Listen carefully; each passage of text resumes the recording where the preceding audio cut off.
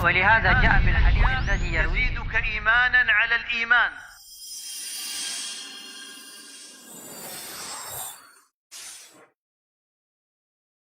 Asyhadu anna Muhammadan abduhu wa rasuluh la nabiyya wa la rasula ba'dah amma ba'd.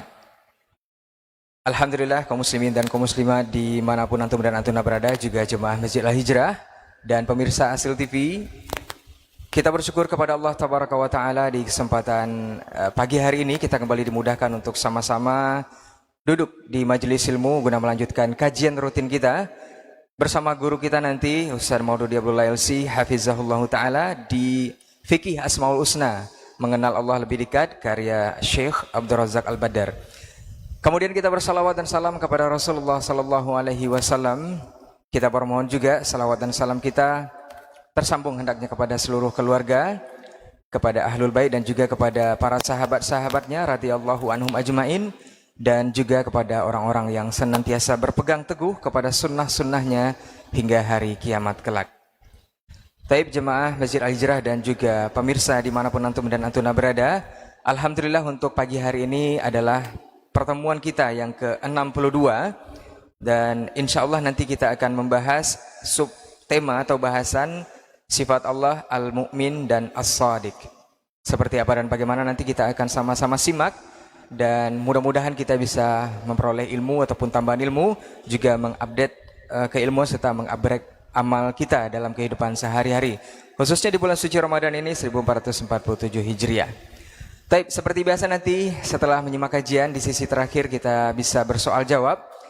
Untuk jemaah bisa menuliskan pertanyaan di kertas, dan untuk pemirsa bisa melayangkan pesan singkat di layanan WhatsApp maksud kami di 081175500606 dengan menyebutkan nama, domisili dan juga langsung ke poin pertanyaan. Dan diusahakan untuk pertanyaan sesuai dengan bahasan ataupun tema yang kita bicarakan atau disampaikan Ustadz untuk hari ini. Baik, untuk tidak memperpanjang mukaddimah, kita akan langsung saja menyimak lanjutan kajian bersama guru kita. Dan untuk itu kepada Ustadz kita persilahkan, falyatafadhal mashkura wa mahjura. Nah, Ustadz.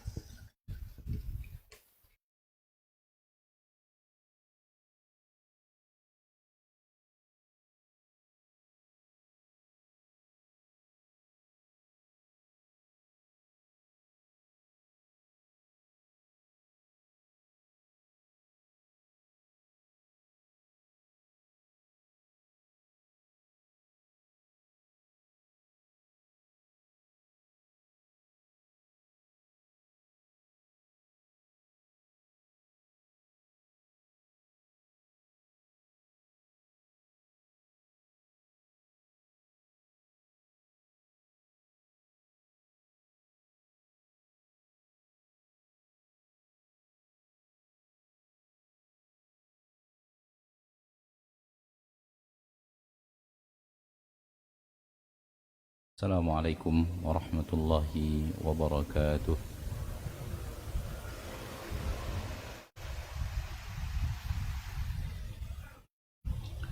Innal hamdalillah nahmaduhu wa nasta'inuhu wa nastaghfiruh wa na'udzu billahi min shururi anfusina wa min sayyiati a'malina. من يهده الله فلا مضل له ومن يضلل فلا هادي له. أشهد أن لا إله إلا الله وحده لا شريك له وأشهد أن محمدا عبده ورسوله صلى الله عليه وعلى آله وأصحابه ومن تبعهم بإحسان إلى يوم الدين وسلم تسليما كثيرا. أما بعد.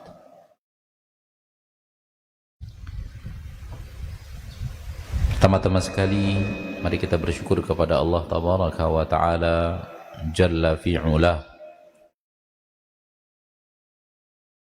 yang hingga saat ini masih memberikan kesempatan kita untuk hidup, dan Allah memberikan kepada kita hidup bukanlah untuk hal yang sia-sia, bukanlah untuk sesuatu yang tidak bermakna, bahkan bukan untuk sesuatu yang pada akhirnya nihil.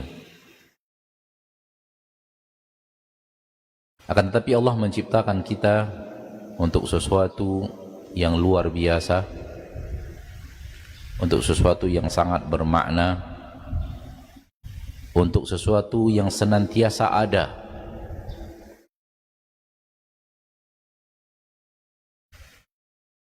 Andai manusia melihat, andai manusia membaca, andai manusia memahami, maka mustahil manusia ini diciptakan hanya untuk hidup di atas kekayaan, di atas kekuasaan, dan mustahil mereka diciptakan untuk itu.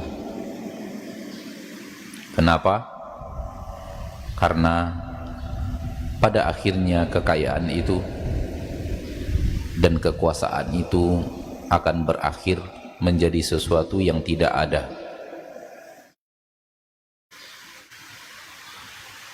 Pada akhirnya kekayaan itu dan kekuasaan itu akan berakhir dengan tidak ada.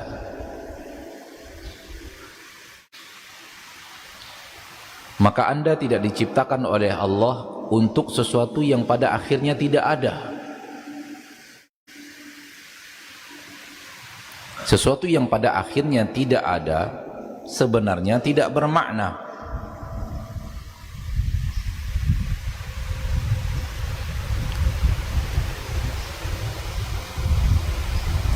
Namun lihatlah,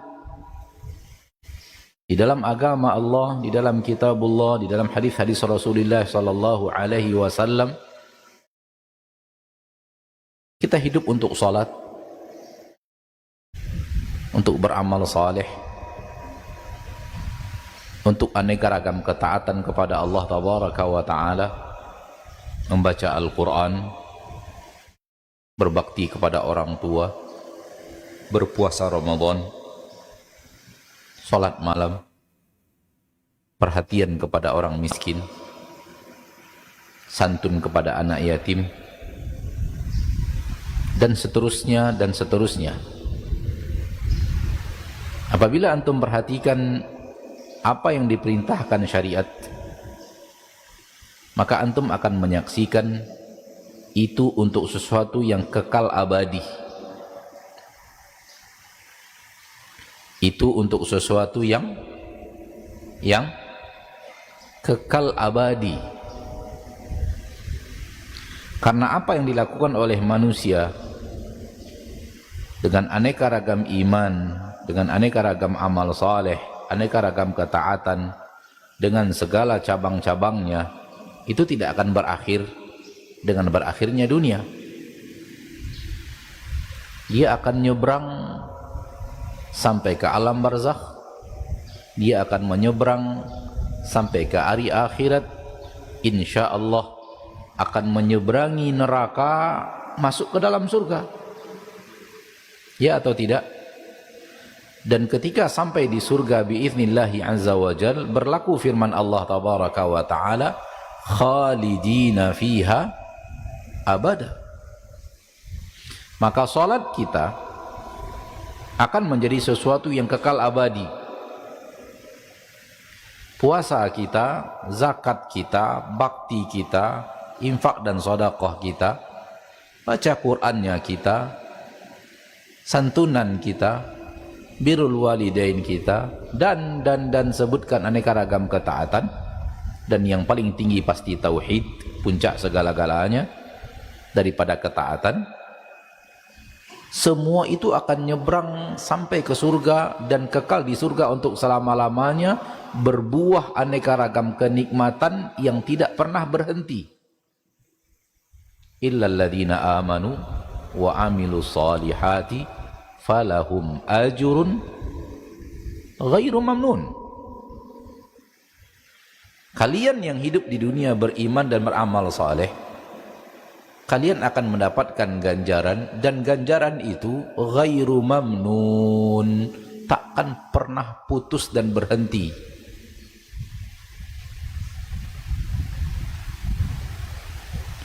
Maka alangkah tidak mengertinya manusia yang hidup hanya untuk sesuatu yang pada akhirnya sirna.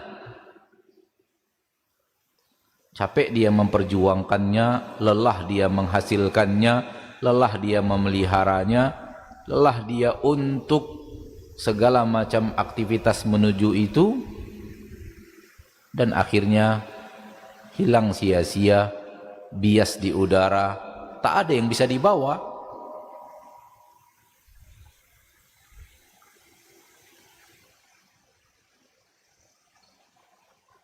Mencarinya lelah, mempertahankannya lelah, dan menjaganya lelah, dan pada akhirnya tak ada gunanya,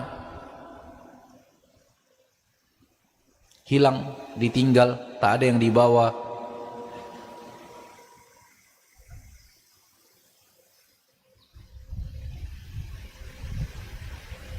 Kalau kita faham ini, fahamlah kita betapa pentingnya kita hidup di dunia ini untuk taat. Betapa pentingnya kita hidup di dunia ini untuk beramal saleh. Fahamlah kita apa makna firman Allah tabaraka wa ta'ala, wa ma khalaqtul jinna wal insa illa liya'budun. Untuk itulah kita diciptakan Allah, agar kita beribadah kepada Allah, pakai aneka ragam ibadah dan ketaatan yang telah diajarkan kepada kita, karena semua itu tidak ada yang sia-sia. Ittaqun nar walau bisyiqqi tamrah. Bentengi diri kalian dari neraka walau hanya bersedekah setengah buah kurma. Kurma belah dua, setengahnya untuk kita makan, setengahnya untuk disodakohkan, diinfakkan, diberikan kepada orang lain. Kata Nabi SAW, ittaqun nar, bentengi diri kalian dari neraka, berusahalah menghindar dari neraka menggunakan amal saleh dengan berinfak, walau infak itu hanya setengah buah kurma. Dan pada hari-hari ini kita sedang bertemu dengan Ramadan bulan yang sangat akrab dengan kurma. Tahulah kita berapa besar kurma? Paling besar ya majol lah ya, walaupun saya nggak suka.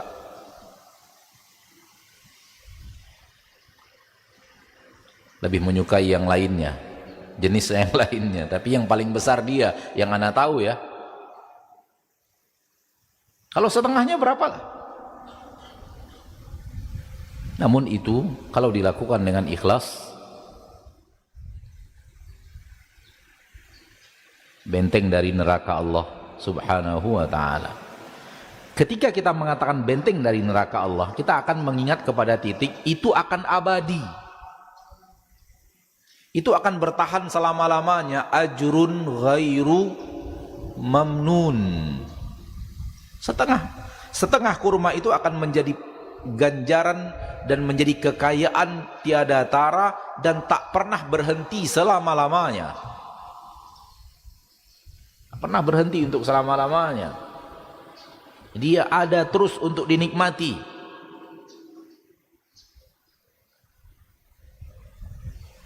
Maka alangkah meruginya manusia yang hidup tidak mau beramal saleh.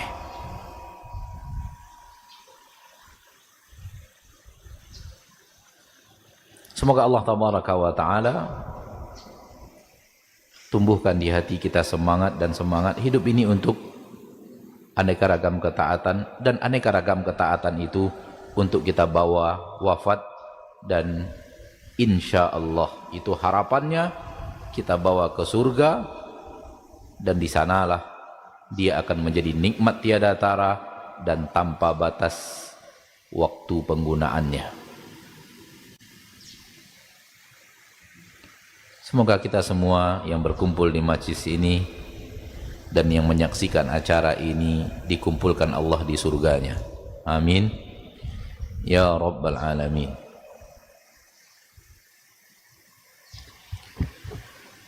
Pada pertemuan yang lalu kita di antara pembicaraan kita masuk sedikit kepada bahasan iradah kauniyah dan iradah syar'iyah. Iradatullah, Allah menginginkan.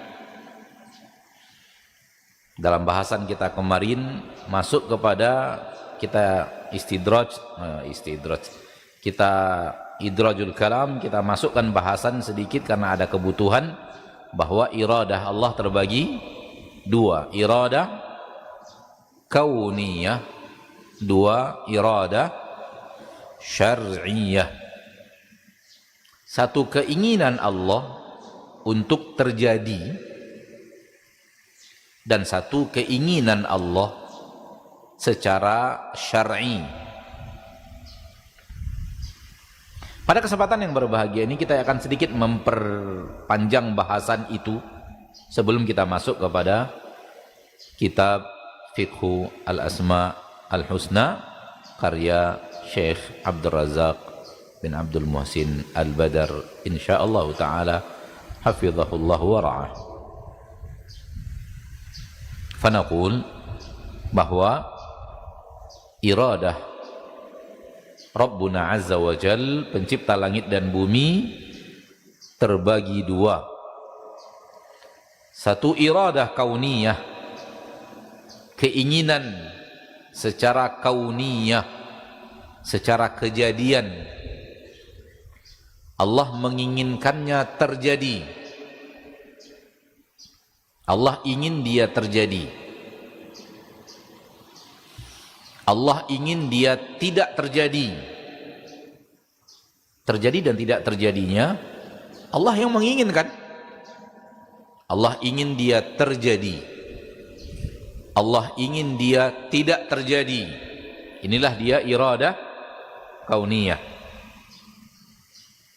Manusia dan apa yang mereka inginkan, apakah semuanya terjadi? Tidak. Ada yang terjadi, ada yang tidak terjadi. Berarti yang terjadi Allah inginkan terjadi. Yang tidak terjadi Allah inginkan tidak terjadi. Terjadi dan tidak terjadinya di tangan Allah tabaraka wa taala. Manusia berkeinginan, manusia berkehendak, namun mereka bukanlah makhluk yang mampu mewujudkan apa yang mereka inginkan. Secara total 100% tidak bisa. Ada yang mereka inginkan terjadi, ada yang mereka inginkan juga tapi tak terjadi. Ya atau tidak? Berlaku sebaliknya, tak mereka inginkan, terjadi.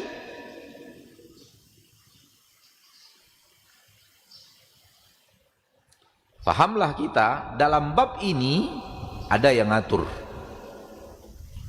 Ada pemilik keputusan. Itu bahasan kita pada pertemuan yang lalu.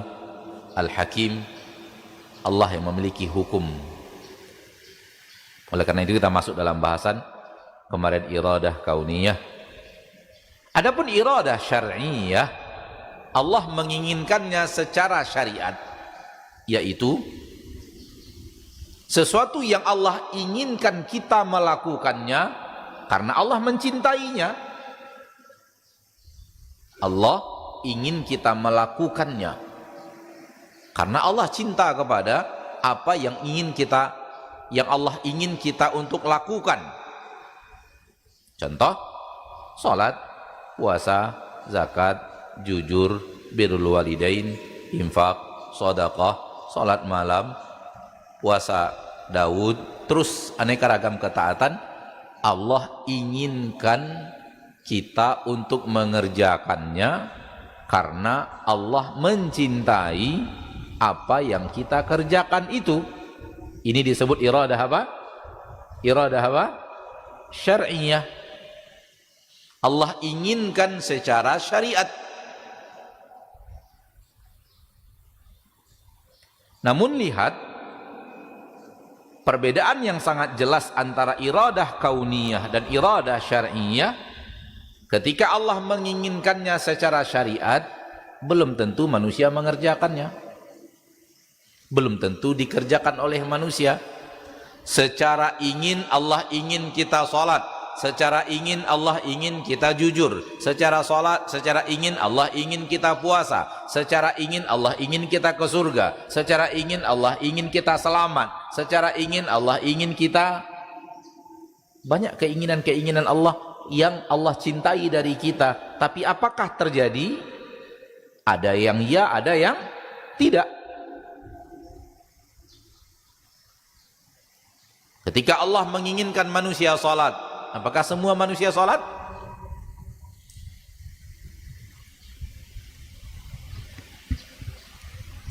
Sedikit, tolong perhatian, tinggalkan catatan.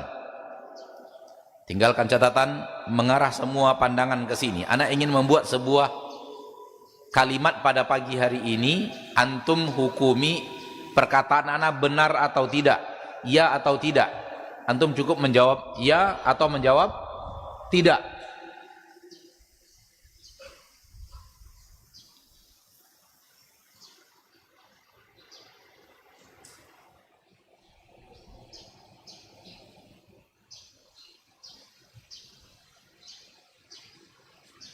Kebiasaan santri itu kalau udah dilihat dia lihat ke belakang. Siapa ya?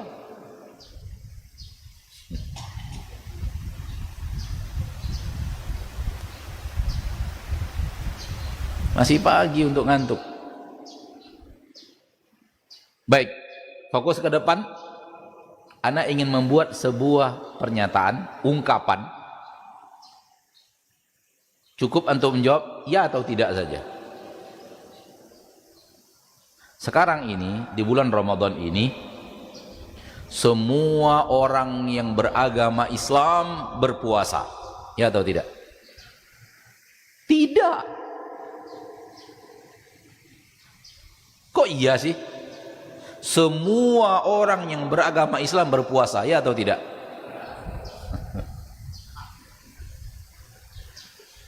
Ya atau tidak? Tidak.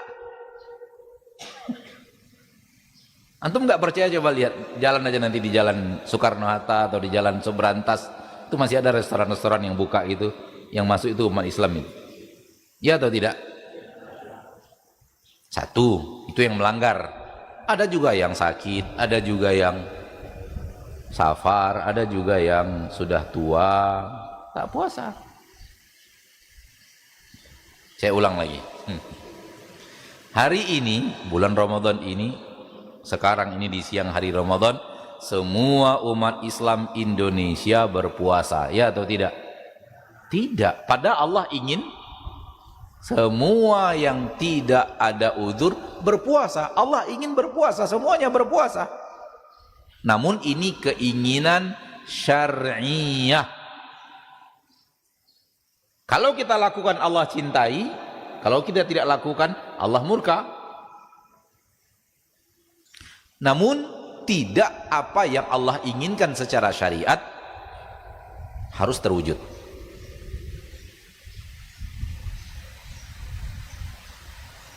Namun beda dengan iradah kauniyah. Kalau iradah kauniyah, apa yang Allah inginkan terjadi harus terjadi, tak bisa tidak. Tak ada yang bisa menolak keinginan Allah kalau Allah ingin terjadi. Bisa difahami? Bisa difahami. Baik. Maka perbedaan iradah kauniyah dan syar'iyah yang sangat mendasar adalah iradah kauniyah, Allah inginkan terjadi, pasti terjadi. Iradah syar'iyah, Allah menginginkannya terjadi, namun tidak. Ketika Allah ingin kita sholat, tidak semua orang sholat. Ketika Allah ingin kita jujur, tidak semua orang jujur.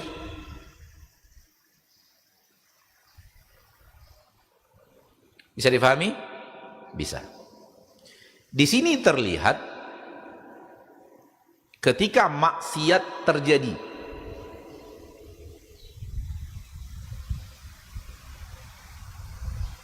kalau kita bicara ibadah terjadi, cocok.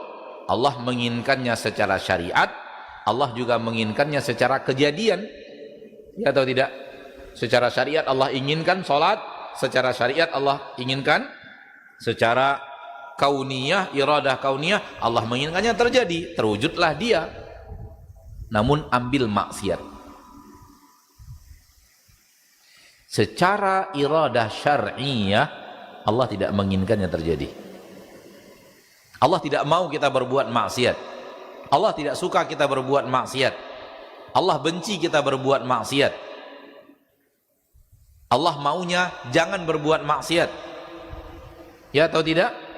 Secara iradah syar'i. Namun terjadi, berarti Allah inginkan terjadi secara iradah kauniyah. Secara iradah kauniyah Allah inginkan terjadi, namun secara iradah syar'iyah tidak. Nampak bedanya?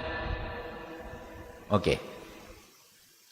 Di mana kita bisa tahu mana-mana saja yang iradah Allah syar'iyah? Mana saja dia? Mana yang Allah inginkan terjadi dalam ruang lingkup iradah syar'iyah? Jawabannya simpel, Al-Quran dan hadis. Di dalam Al-Quran dan hadis itulah Allah menerangkan kepada kita, saya maunya begini, saya maunya begini, saya maunya begini, saya tidak mau begini, saya tidak mau begini, saya tidak suka ini, saya sukanya ini. Di mana letaknya? Di dalam Al-Quran dan hadis. Keterangannya ada di dalam Al-Quran dan hadis. Allah suka dan tidak suka, Allah benci dan tidak benci, letaknya ada di dalam Al-Quran dan hadis.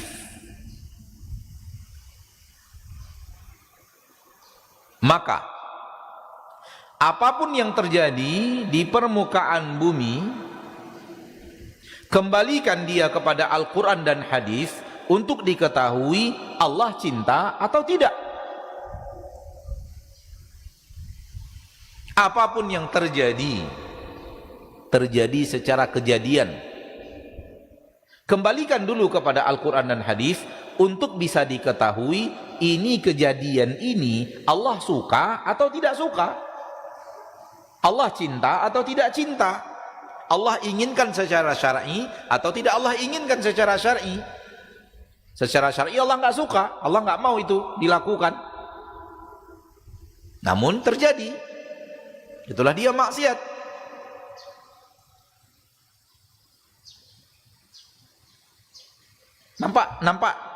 Nampak jelas? Secara kejadian Allah inginkan terjadi.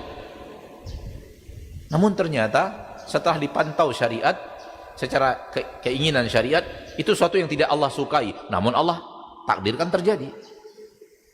Kenapa? Itu dia hikmah yang kemarin kita sebut dalam bahasan pekan yang lalu.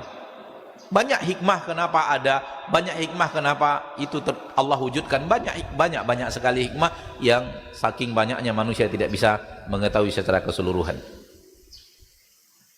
Titik kekeliruan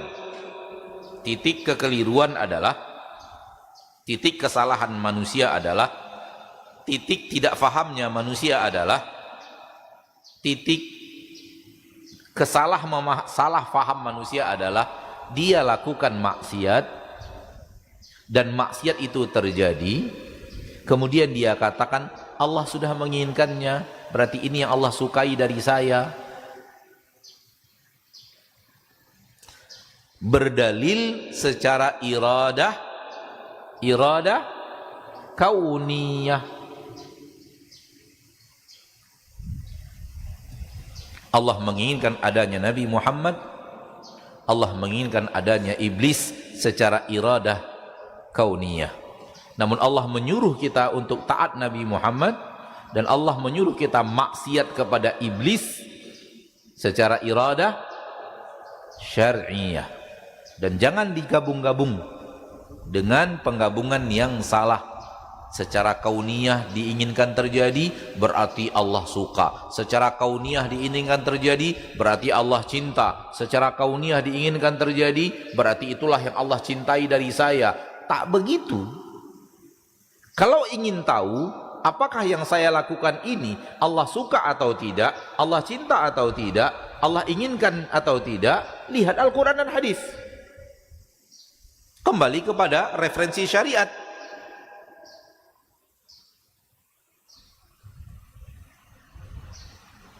Sudah bisa difahami kira-kira?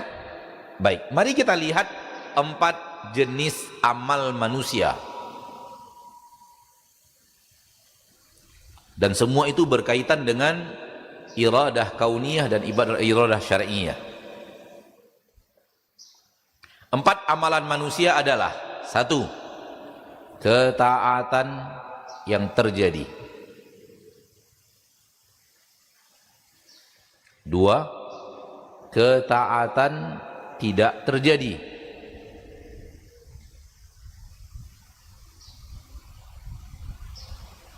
3, sambung bisa kan? Apa sambungannya?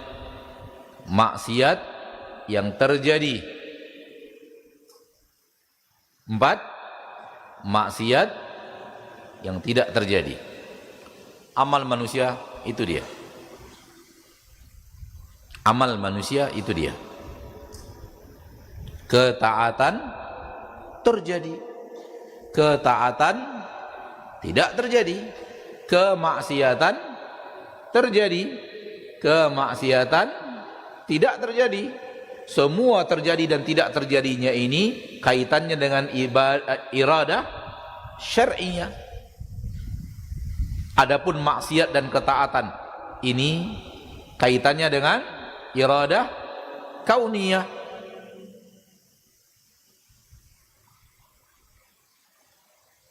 Maaf, kok kauniyah?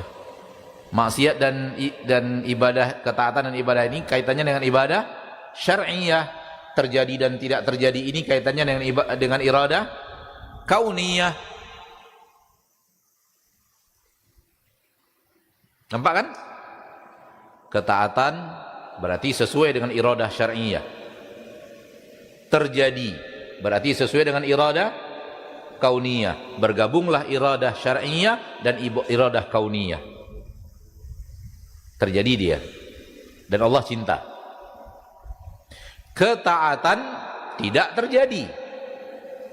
Secara iradah syar'iyah Allah suka. Namun secara iradah kauniyah Allah inginkan tak terjadi. Kita ingin puasa, tak terjadi puasanya. Kita ingin berbakti, tak terjadi. Kita ingin berinfak, tak terjadi. Kita ingin tak terjadi. Kita ingin sholat malam, tak terjadi. Secara syariah sudah dapat. Allah inginkan ketaatan. Allah sukai ketaatan itu. Namun secara iradah kauniyah tak diinginkan terjadi, maka dia tidak terjadi. Ada atau tidak yang ini? Ada. Hal yang sama maksiat. Maksiat berarti secara iradah syar'iyah Allah tidak suka. Tidak Allah inginkan secara syariat. Karena dia maksiat.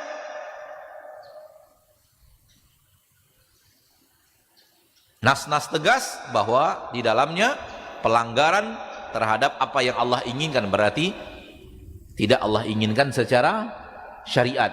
Namun terjadi berarti Allah inginkan secara kejadian kauniyah, iradah kauniyah. Allah inginkan terjadi, terjadi dia.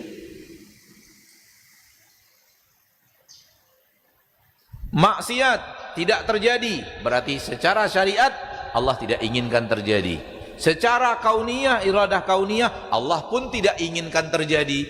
Sudahlah tidak Allah inginkan secara syariat, Allah juga secara kauniyah tidak inginkan terjadi, maka tak terjadilah maksiat itu. Allah tidak suka dan tidak terjadi.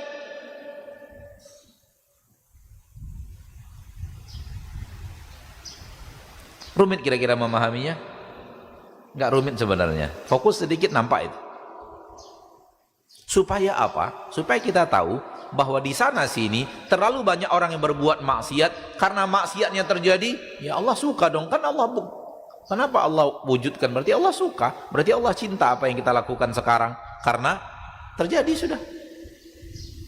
Dia menjadikan iradah kauniyah sebagai dalil untuk iradah syar'iyah, dan ini batil. Wa'budullah, beribadalah kepada Allah. Namun lihat, wala tusyriku bihi syai'a. Secara keinginan Allah ingin kita jangan berbuat maksiat, jangan berbuat syirik.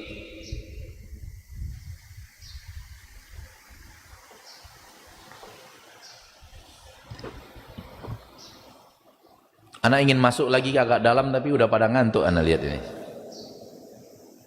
Tadi malam jam berapa tidur pada santri? Ayyuhan na'isun.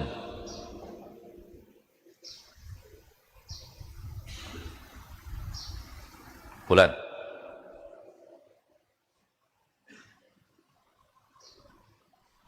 Ya, duduk. Kum, tawadhu.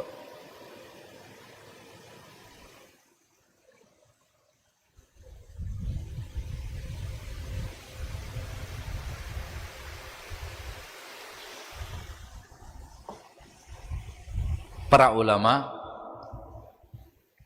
memisalkan antara 4 poin tadi dengan imannya Abu Bakar dan tidak berimannya Abu Jahal. Imannya Abu Bakar dan tidak berimannya Abu Jahal. Ini benar-benar harus fokus ini. Kalau nggak fokus sulit. Sulit sedikit lah, nggak sulit sebenarnya, tapi sulit sedikit. Tapi harus fokus.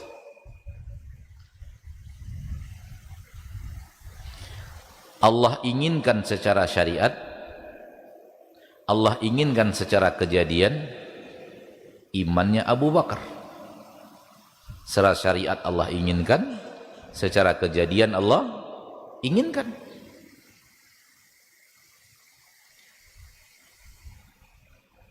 Jelas? Allah inginkan secara syariat, tidak Allah inginkan secara kejadian imannya Abu Jahal. Ya atau tidak? Secara syariat Allah ingin Abu Jahal beriman. Buktinya Allah utus Rasul. Allah kirim Rasul. Namun secara kejadian Allah menginginkannya tak terjadi. Maka Abu Jahal tidak beriman. Kita ulang di atas. 1. Allah inginkan secara syariat, Allah inginkan secara kejadian, iradah kauniyah, maka contohnya adalah iman Abu Bakar. Allah inginkan secara syariat, namun Allah tidak menginginkannya secara kauniyah, adalah imannya Abu Jahal. Allah ingin Abu Jahal beriman, tapi Abu Jahal tak beriman.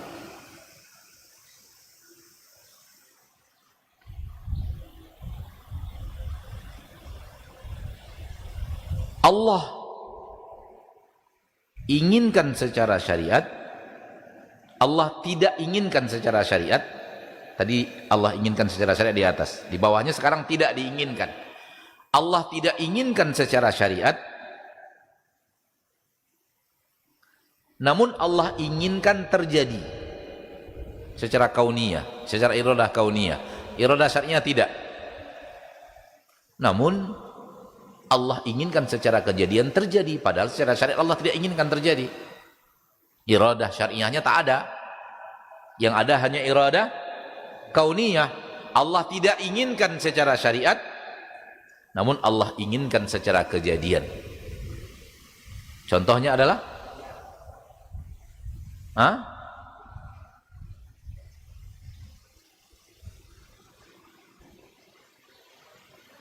berimannya Abu Jahal. Contohnya, kan Abu Jahal dan Abu Bakar tadi. Contohnya adalah berimannya Abu Jahal.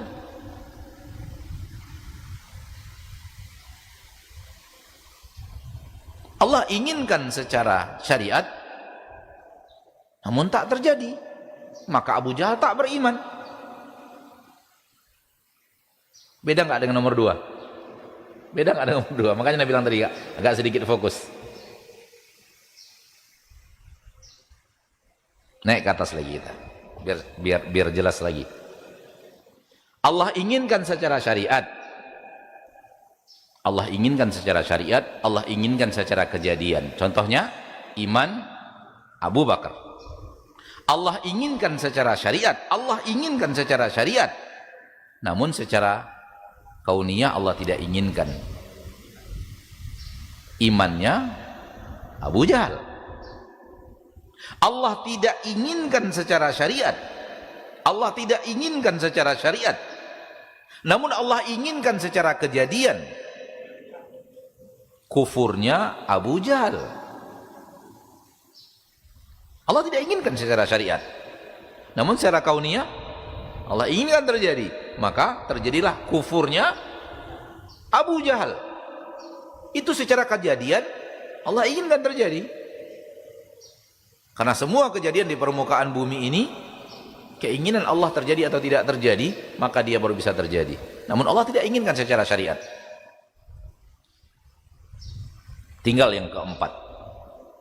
Allah tidak inginkan secara syariat. Allah tidak inginkan secara kejadian. Apa contohnya? Abu Bakar dan Abu Jahal tadi.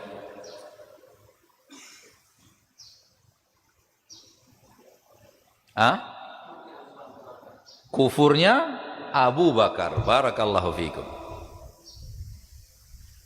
Kufurnya Abu Bakar. Kufurnya Abu Bakar tidak Allah inginkan secara syariat. Allah tidak suka kekufuran. Wala yarda li ibadihil kufur. Allah tidak ridho dari hambanya kekufuran. Juga tidak kejadian. Berarti Allah inginkan juga tidak terjadi. Dia adalah kufurnya Abu Bakar. Jadi imannya Abu Bakar, imannya Abu Jahal, kufurnya Abu Jahal, dan kufurnya Abu Bakar. Kalau antum bisa tulis 4 tadi, nampak tuh. Imannya Abu Bakar berarti syar'iyah dan kauniyah terjadi. Imannya Abu Jahal berarti syar'iyah ada, kauniyah tidak. Kufurnya Abu Jahal berarti kauniyahnya ada, syar'iyahnya tidak. Imannya kufurnya Abu Bakar berarti syar'iyahnya tidak ada, kauniyahnya pun tidak ada.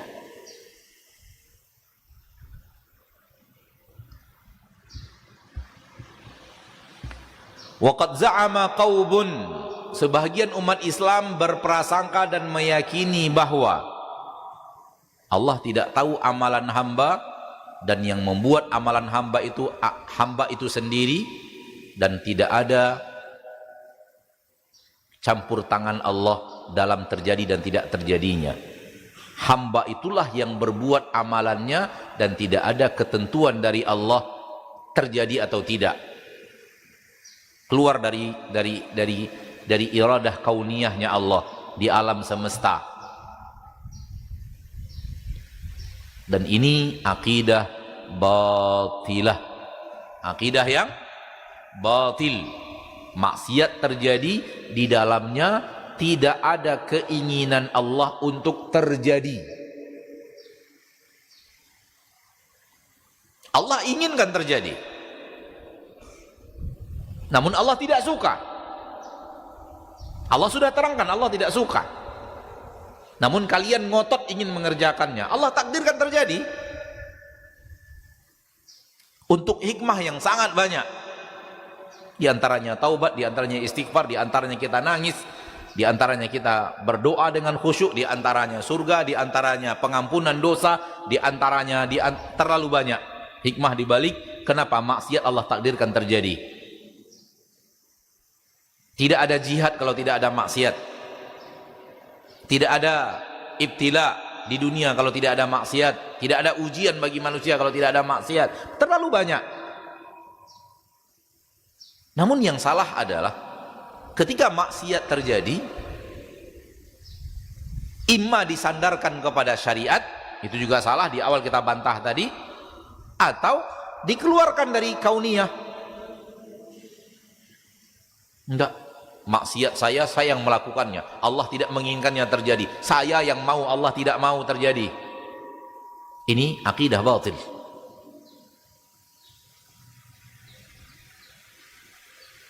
Ini akidah apa? Batil. Maka semua maksiat Allah inginkan terjadi secara iradah kauniyah, bukan secara iradah syar'iyah.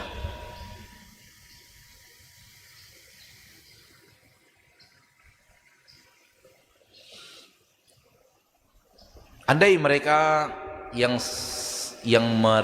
berkeyakinan bahwa Allah tidak ada andil dalam terjadinya maksiat.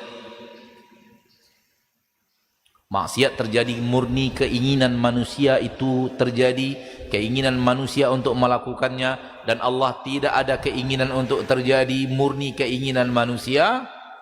Satu kata saja untuk Anda, kalau Anda mengerti kata ini, Anda mengerti bahwa akidah Anda batil.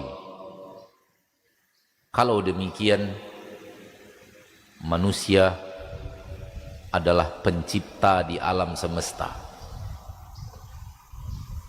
Karena dia menciptakan amalnya yang Allah tidak inginkan itu terjadi, namun dia mau terjadi, maka terjadilah.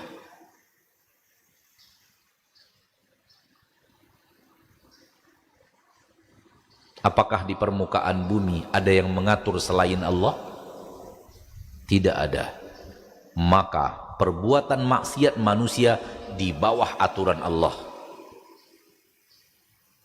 Kalau Anda meyakini bahwa manusia yang berbuat amalnya sendiri tidak di bawah aturan Allah, maka Anda menetapkan terlalu banyak pencipta di alam semesta ini yang menciptakan sesuatu yang Allah tidak inginkan terjadi, namun dia ingin terjadi, dan Allah kalah.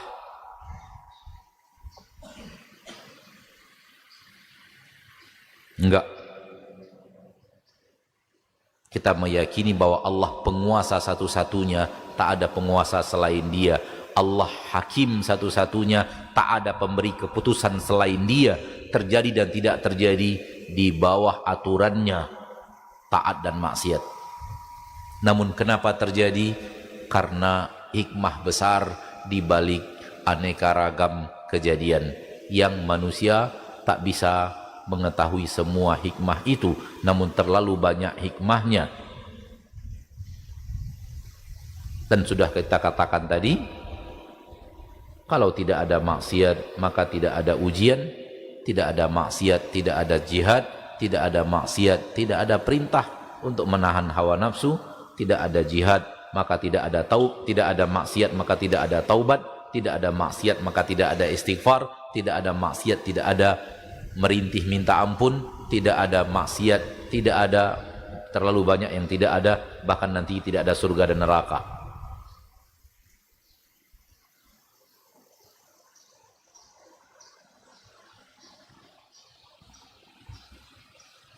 Oleh karena itu, kita serahkan segala keputusan kepada Allah. Namun apa yang Allah putuskan terjadi terbagi dua. Ada yang Allah suka dan ada yang Allah tidak suka. Kenapa apa yang Allah suka pun, kenapa apa yang Allah tidak suka pun terjadi? Terlalu banyak hikmah di balik kejadian.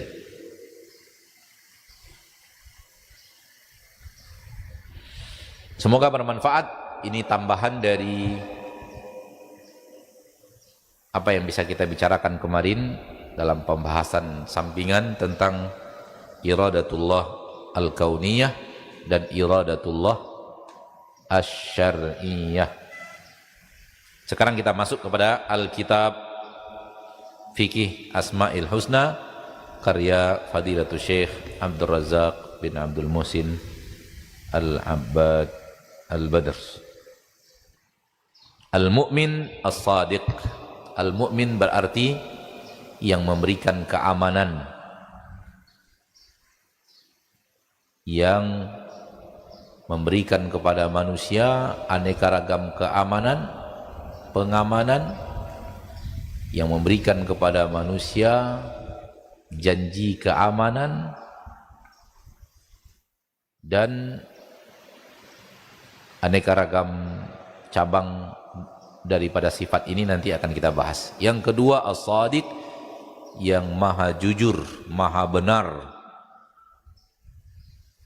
tidak pernah mengatakan kecuali yang benar, tidak pernah berbuat kecuali yang benar. Allah tabaraka wa ta'ala Rabbul Izzati wal Jalalah. Ini nama Allah Al-Mu'min dan sifat Allah tabaraka wa ta'ala yang ada di dalamnya, yang akan kita bahas pada pertemuan kali ini. Nama Allah Al-Mu'min di dalam surah Al-Hasyr ayat 23. Nama Allah Al-Mu'min dalam surat Hasyr ayat ke-23, Huwallahu alladzi la ilaha illahu al-malikul quddusus salamul mu'min. As-salam al-mu'min. Maka itu adalah nama daripada nama Allah tabaraka wa ta'ala Rabbul Izzati wal Jalalah. Dan nama Allah As-Sadiq dari firman Allah di dalam Al-Quranul Karim,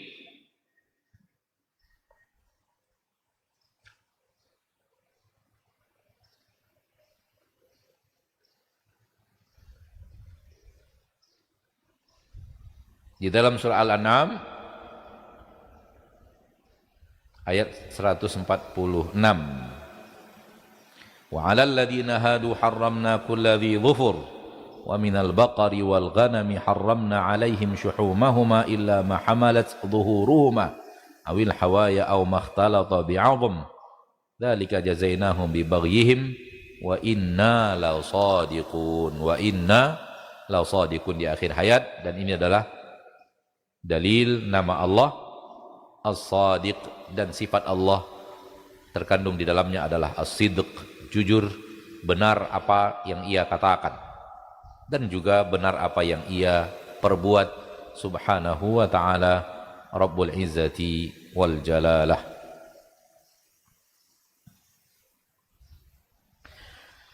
Nama Allah Al-Mu'min dan sifat Allah yang ada di dalamnya itu kembali kepada makna membenarkan dan mengakui kebenaran dan mengarahkan kepada kebenaran dan menegakkan argumentasi kebenaran dan menyatakan kebenaran orang-orang yang membenarkannya dan memberikan keamanan kepada mereka dari aneka ragam mara bahaya. Ini kumpulan makna daripada nama Allah As-Sadiq, Al-Mu'min, Al-Mu'min. Allah yang mengikrarkan kebenaran, Allah yang menyetujui kebenaran, Allah tabaraka wa ta'ala yang memberikan keamanan kepada orang-orang yang berada di atas kebenaran, Allah yang menurunkan hujah-hujah yang menunjukkan kebenaran, Allah tabaraka wa ta'ala yang menjaga mereka dari aneka ragam mara bahaya dan mengamankan mereka. Allah mengakui kebenaran ada di dalam firman Allah, syahidallahu annahu la ilaha illa ana. Allah bersaksi, menyatakan kebenaran bahwasanya la ilaha illa ana. Di sini Allah tabaraka wa taala Rabbul Izzati wal Jalalah menyatakan kebenaran, dan ini adalah syahadat yang paling tinggi, syahadat yang paling kuat di dalam agama kita, subhanahu wa ta'ala,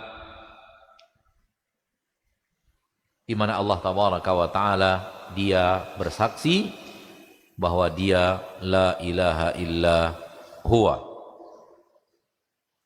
dan bersaksi juga para malaikat dan bersaksi juga para ahli ilmu, sebagaimana yang ada di dalam ayat ini, surat Ali Imran ayat 18. Dan di bawah ini di dalam kitab antum bisa melihat hadis yang dibuatkan oleh Imam At-Tirmidzi. Panjang, silahkan lihat saja kepada kitab, di mana Allah Tabaraka wa Ta'ala mengikrarkan kebenaran di saat hambanya mengucapkan kebenaran, mengakui dan membenarkan kebenaran tersebut.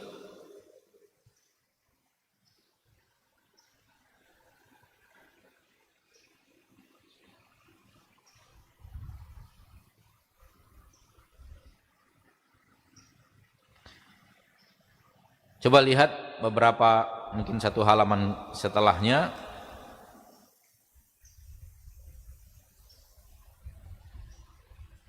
Di saat Fadilatul Syekh mengatakan salah satu di antara makna daripada nama Allah Al-Mu'min,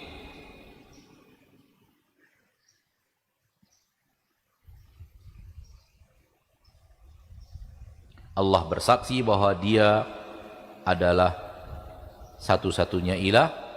Allah membenarkan orang-orang yang bersaksi bahwa Dia satu-satunya ilah. Allah membenarkan dakwahnya para nabi, dan Allah Tabaraka wa Ta'ala mengirim untuk mereka apa yang membenarkan dakwah itu. Allah Tabaraka wa Ta'ala membenarkan janjinya kepada orang yang beriman, dan Allah Tabaraka wa Ta'ala mengamankan hambanya yang beriman dan wali-walinya yang bertakwa. Dan Allah Tabaraka wa Ta'ala menunaikan untuk mereka janji-janjinya ketika Allah masukkan mereka ke dalam surga. Dan di antara maknanya bahwa Allah Tabaraka wa Ta'ala akan memberikan keamanan pada saat manusia sedang takut di padang mahsyar. Ini di antara apa yang dikandung dalam nama Allah Al-Mu'min dan sifat yang ada di dalamnya. Nama Allah Al-Mu'min dan sifat yang ada di dalamnya. Allah berkata benar, Allah mengungkapkan yang benar, Allah mendukung orang-orang yang mengucapkan kebenaran, dan Allah Tabaraka wa Ta'ala memberikan bukti-bukti nyata akan kebenaran itu. Allah mengutus para nabi dan para rasul dengan hujah dan bainah yang nyata untuk menyatakan kebenaran, dan Allah Tabaraka wa Ta'ala memberikan janji kepada orang yang beriman dan membenarkan janji itu dengan menunaikan janjinya. Allah Tabaraka wa Ta'ala Rabbul Izzati wal Jalalah memberikan keamanan kepada mereka di hari akhirat, dan Allah menunaikan janji kepada mereka di saat mereka dimasukkan ke dalam surga Allah Tabaraka wa Ta'ala Rabbul Izzati wal Jalalah. Maka kebenaran yang datang dari Allah ini, karena Allah ingin kebenaran itu terwujud, Allah Tabaraka wa Ta'ala ingin kebenaran itu tegak, dan Allah Tabaraka wa Ta'ala ingin orang-orang membawa kebenaran, dan hujah ditegakkan di permukaan bumi, dan kebenaran berada di permukaan bumi, untuk jelas nanti siapa yang di atas kebenaran, sehingga mendapatkan janji-janji dari Allah Tabaraka wa Ta'ala Rabbul Izzati wal Jalalah. Dan Allah akan tunaikan janji itu karena Allah berjanji akan memberikan keamanan untuk hamba-hambanya yang menegakkan kebenaran.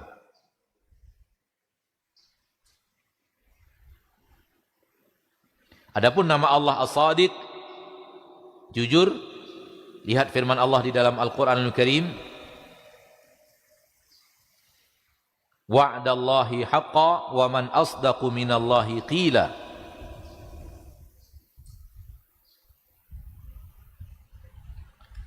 Janji Allah yang sebenar-benar janji, dan siapa yang lebih jujur dari Allah dalam perkataan. Tak ada yang lebih jujur dari Allah dalam apa yang Allah katakan. Dan firman Allah dalam surah Al-Ahqaf, wa'da sidqil ladzi kanu yu'adun.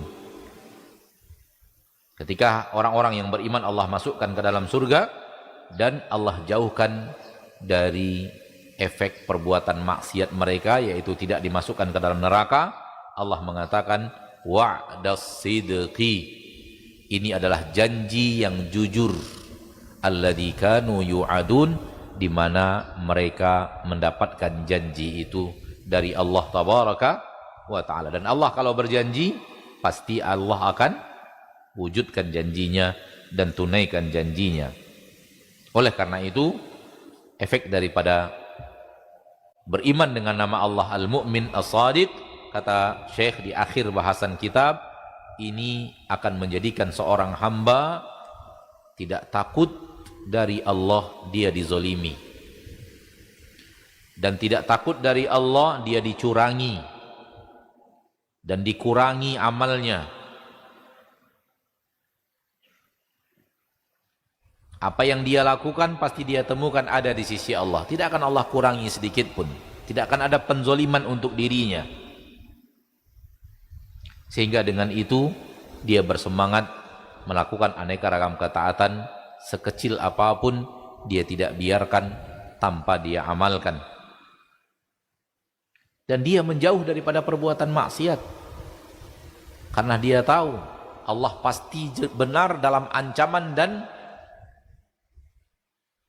ancamannya di dalam Al-Quran bahwa dia akan mengadab orang yang berbuat maksiat, dia akan masukkan ke neraka, dan itu pasti Allah akan tunaikan.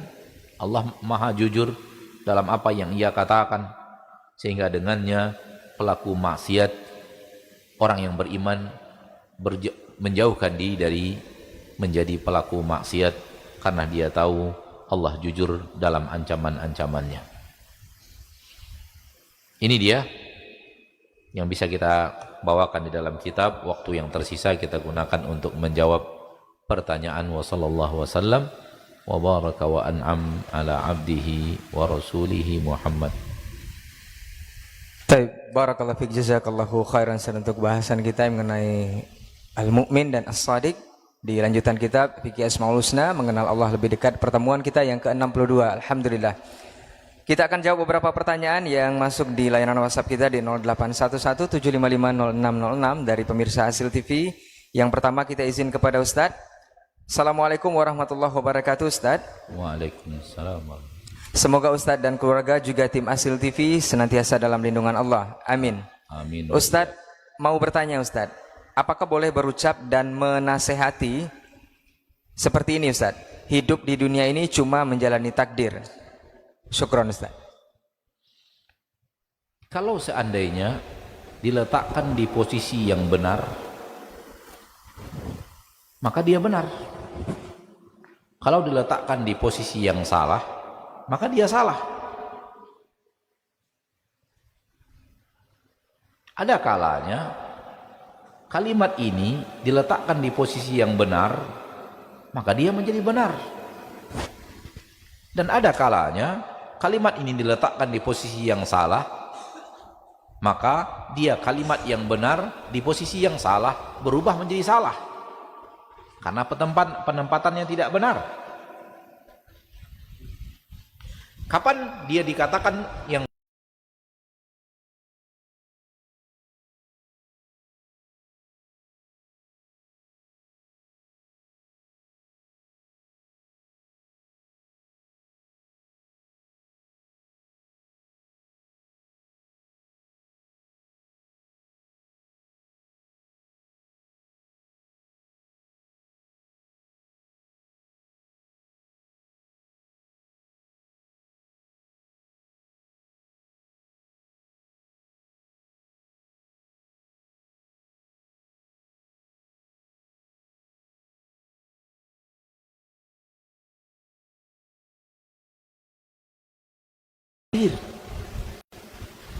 dan engkau tidak akan bisa menghindar dari kejadian itu, pasti akan terjadi. Allah sudah tentukan dalam catatan takdir.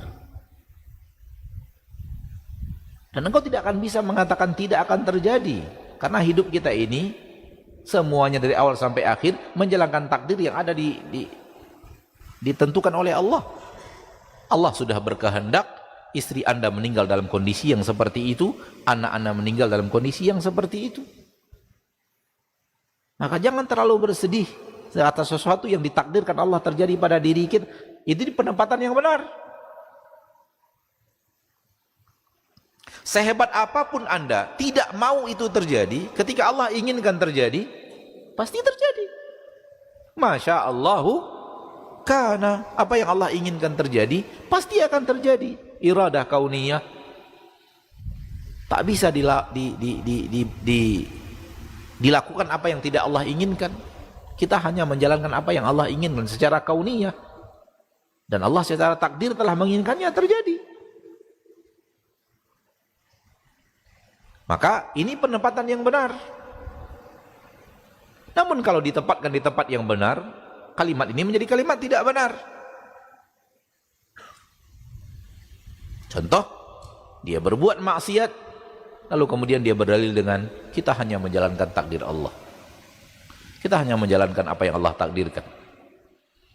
Dia berbuat maksiat, dan dia berdalil dengan takdir Allah.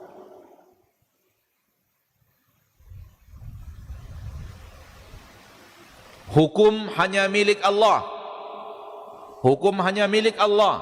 Hukum hanya milik Allah. Ini diteriakkan manusia di zaman Ali bin Abi Thalib radhiyallahu taala anhu menjadi khalifah. Kata Ali bin Abi Thalib, kalimatu haqqin urida bihi batil. Ini kalimat yang hak namun yang diinginkan batil. Bisa saja ada kalimat hak, namun yang diinginkan dari kalimat hak itu bukanlah kebenaran, tapi kebatilan. Kalimatnya kalimat benar, secara lafaz 100% benar, namun diletakkan di tempat yang salah, berubah menjadi sebuah kesalahan. Nah,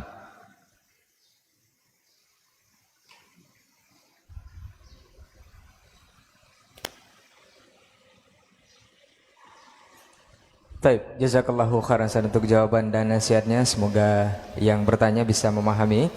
Dan kita lanjut ke pertanyaan dari jamaah. Assalamualaikum warahmatullahi wabarakatuh, Ustaz. Waalaikumsalam warahmatullahi. Ustaz, ana izin bertanya, apakah doa bisa merubah takdir, Ustaz? Nah,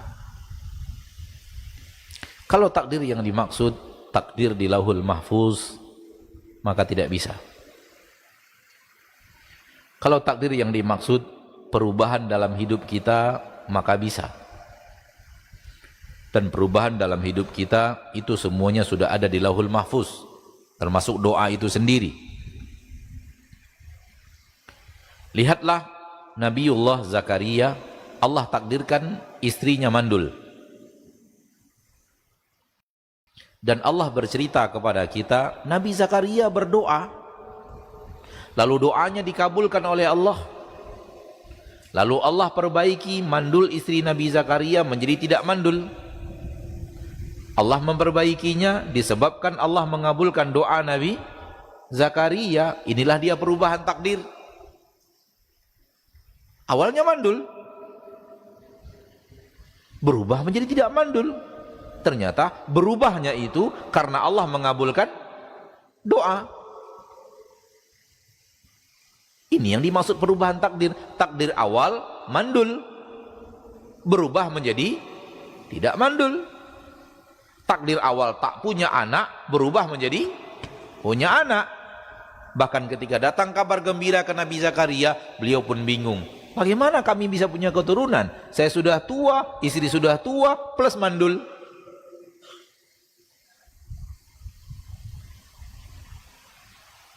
Namun Allah mengabulkan doa Nabi Zakaria sehingga kemandulannya berubah.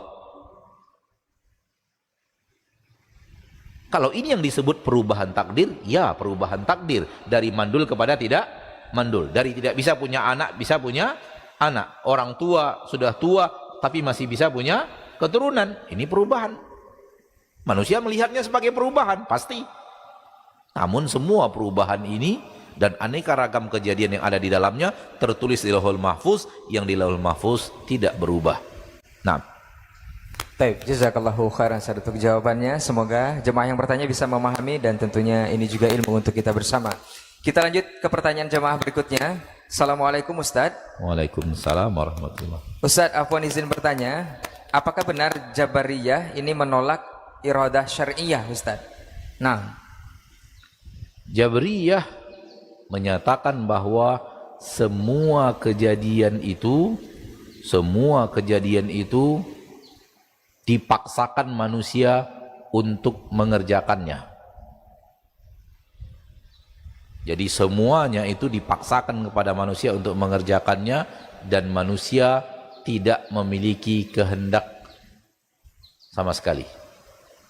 Jadi yang dihilangkan oleh Jabriyah adalah manusia tidak punya keinginan, tidak bisa memilih.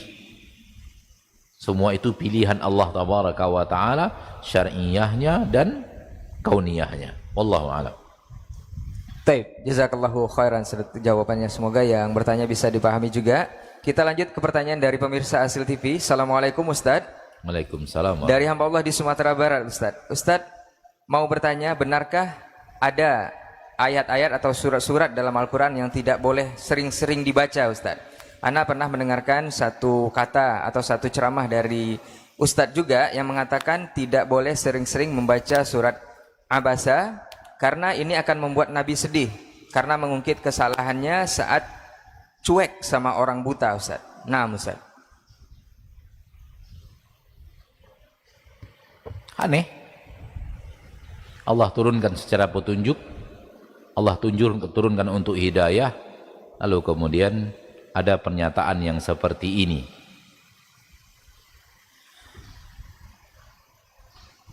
Itu pernyataan yang aneh. Dan Allah Tabaraka wa Ta'ala menegur Rasulnya bukan karena Rasulnya berdosa. Rasul tidak melakukan kesalahan apapun dalam bentuk dosa. Namun derajat beliau yang sangat tinggi di sisi Allah tidak boleh melakukan kesalahan yang sangat tipis walau bukan dosa.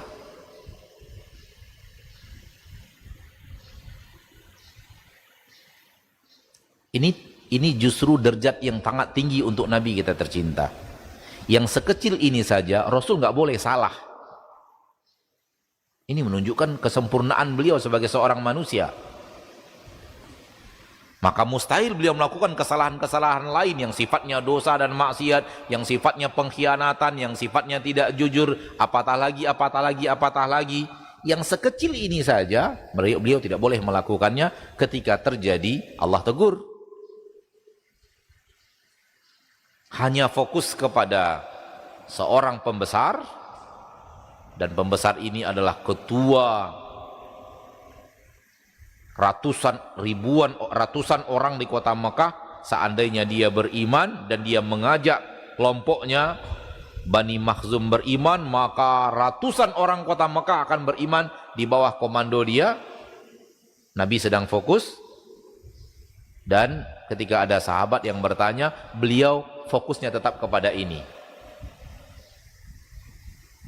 Beliau tidak menghardik, beliau tidak mengusir, beliau tidak menyuruh pergi, beliau tidak mendorong, beliau tidak apa-apa, tapi beliau hanya fokus kepada seorang, bisa dikatakan di Mekah beliau yang paling terhormat. Ayahnya Khalid bin Walid bin Mughirah Al-Makhzumi. Seandainya beliau ini beriman, kemungkinan besar prediksinya akan banyak pengikut Nabi di kota Mekah. Maka Nabi sedang fokus kepada maslahat besar. Adapun Nabi bersama para sahabat hampir tiap hari, setiap waktu. Yang ini jarang-jarang ini. Dan biasanya mereka tidak mau dengar. Saat ini lagi pengen dengar. Maka ada harapan mudah-mudahan di saat ingin mendengar ini, langkah-langkahnya dia mau mendengarkan dari Nabi Muhammad sallallahu alaihi wasallam. Ini bukan dosa. Namun yang sekecil ini saja Rasul ditegur, pertanda beliau manusia sempurna. Jangan salah paham. Nah, baik. Barakallahu fiik, jazakallahu khairan. Kita lanjut ke pertanyaan berikutnya. Semoga pemirsa yang di Sumatera Barat bisa memahami, dan tentunya ini juga ilmu untuk kita bersama. Kita akan lanjut ke pertanyaan berikutnya. Assalamualaikum Ustadz. Sebentar. Hai manusia, hai Bani Adam, hai Anda yang mendengar suara ini. Pernahkah suatu hari Anda pengen tidur, tiba-tiba tamu datang ketok pintu? Pernah atau tidak? Apakah Anda ngedumel dan bermuka masam? Itu kebutuhan Anda sedang mau tidur aja, Anda sudah ngedumel, tamu datang nggak pada tempatnya, nggak pada waktunya gitu. Jiwa Anda saja sudah protes. Anda bermuka masam, Anda protes, walaupun akhirnya buka pintu juga. Tapi hati sudah dongkol, ini kok jam segini tamu ketok-ketok. Sudah bermain hilah sedikit, nggak pura-pura nggak dengar, nggak jawab salam, tapi tamunya gedor terus. Pernah nggak? Itu saja antum ngedumel.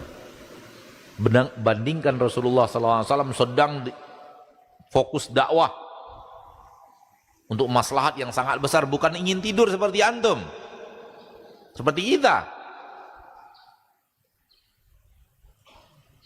Jadi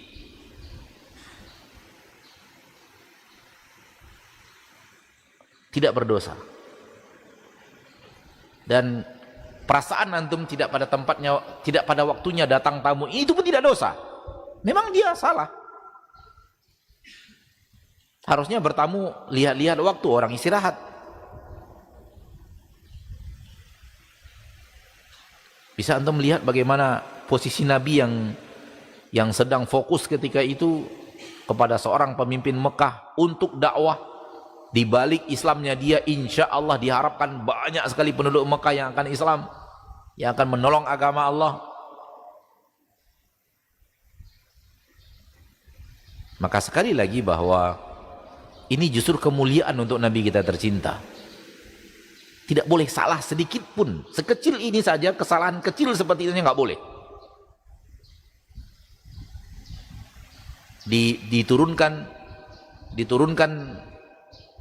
firman yang tegas, nggak boleh seperti itu. Ini kemuliaan besar. Ini justru menunjukkan kesempurnaan Rasul. Ini justru menunjukkan apa? Kesempurnaan beliau sebagai seorang manusia. Manusia macam apa ini? Yang hal yang sangat kecil seperti ini Allah turunkan teguran kerasnya.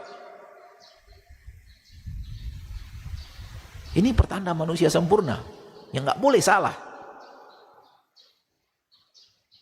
Nah. Baik, jazakallahu khairan Ustaz untuk nasihat penyempurnanya, semoga bisa dipahami untuk yang bertanya dan kita semua di hari ini. Kita ke pertanyaan berikutnya dari Ibu Kanaya di Pelalawan. Assalamualaikum Ustaz.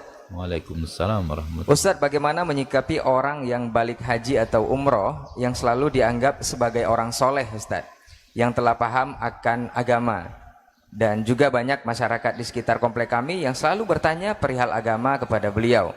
Padahal tak jarang sikap dan perilakunya itu menyelisihi agama juga. Tapi di masyarakat selalu dianggap benar dan panutan adalah mereka. Bagaimana memahamkannya kalau itu adalah bagian dari syariat saja yang mesti dijalani? Syukur-syukur kalau sepulang haji dan umroh bisa sesuai dengan syariat dan soleh. Afwan, mohon nasihatnya Ustaz. Nah. Syariat tidak diukur dengan orang sudah pulang haji atau belum pulang haji, sudah berangkat haji atau belum, sudah berapa kali haji. Tidak ada takaran syariat kepada takaran tersebut, dan tidak benar. Itu dijadikan sebagai takaran kebenaran apa yang ia lakukan. Takaran kebenaran adalah kitabullah dan hadis-hadis Rasulullah SAW. Barang siapa yang sesuai dengannya, walaupun belum pergi haji sama sekali, bahkan belum pernah keluar dari kampungnya bersafar, tapi dia sesuai dengan apa yang ada di dalam Al-Quran dan keterangan yang ada di dalam hadis, maka dialah yang telah mengamalkan agama Allah Tabaraka wa Ta'ala. Kalau dia mendakwahkan kepada hal seperti itu, maka dialah yang telah berdakwah kepada agama Allah. Maka titel haji di tengah masyarakat kita tidak bisa dijadikan standar akan kebenaran apa yang diucapkan atau apa yang diamalkan. Ya. Dan kalaulah sampai ke Mekah adalah suatu kemuliaan tingkat tinggi, hanya sampai ke Mekah adalah kemuliaan tingkat tinggi, Maka alangkah mulianya Abu Jahal yang memang tinggal di Mekah, besar di Mekah, menjadi pemimpin Mekah, hari-hari hidupnya di Ka'bah, dan dia pernah masuk Ka'bah, kita belum. Ala kulli hal, tidak ada hubungannya dengan itu. Kebenaran sudah Allah turunkan standarnya. Maka adapun yang terjadi dari saudara atau saudari kita yang bertanya, kejadian khusus di tempat beliau, namun kita katakan itu tidak boleh dijadikan standar kebenaran amalan. Nah, Baik, jazakallah khairan untuk jawabannya. Semoga ya Ibu Kanaya di Pelalawan ya, bisa memahaminya. Kita akan lanjut ke pertanyaan berikutnya dari Roni di Tangsel, Ustaz. Assalamualaikum Ustaz. Waalaikumsalam warahmatullahi Ustaz, bolehkah pajang kaligrafi yang berisi kalam Allah di dinding rumah dan masjid, Ustaz? Gunanya untuk mengingatkan kita akan firman-firman Allah. Naam, Ustaz. Saya tidak berani mengatakan dosa, namun saya hanya mengatakan sebaiknya jangan. Saya tidak berani mengatakan dosa, namun saya hanya bisa mengatakan sebaiknya jangan. Karena ayat Al-Quran tidak Allah turunkan untuk penghias dinding. Ayat Al-Quran tidak Allah turunkan untuk penghias dinding. Ayat Al-Quran untuk kita fahami, kita tadaburi, kita ketahui maknanya, lalu kita tunduk dan patuh kepada perintah dan larangan yang ada di dalamnya. Ini tujuan Allah menurunkan Al-Quran, bukan untuk menghiasi dinding rumah kita. Ustadz, maksud saya ini, maksud itu, maksud saya ini, kan baiknya begitu. Alasan bisa dicari. Sebagaimana kita bisa mencari sesuatu yang bertabrakan dengan alasan itu. Bisa saja kita mencari sesuatu yang bertolak belakang dengan alasan Anda. Ustadz, untuk mengingatkan, oke, alasan tadi untuk mengingatkan saya. Lalu Anda berbuat maksiat di depan ayat Al-Quran yang Anda katakan pengingat Anda.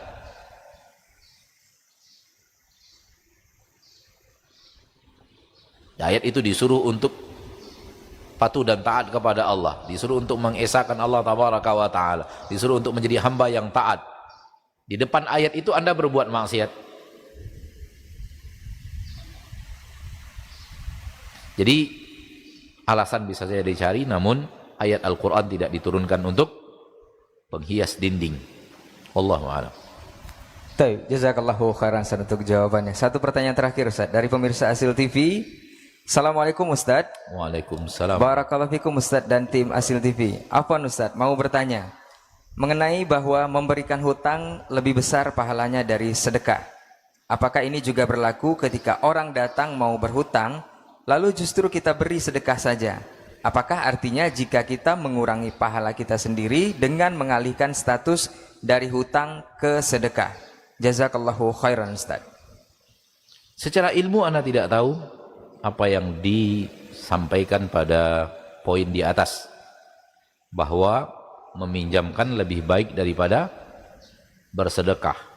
Ini kalimat yang Anda tidak tahu secara ilmu Anda belum sampai kepada titik itu, dan Anda tidak tahu dalilnya bahwa meminjamkan itu lebih afdal daripada bersedekah.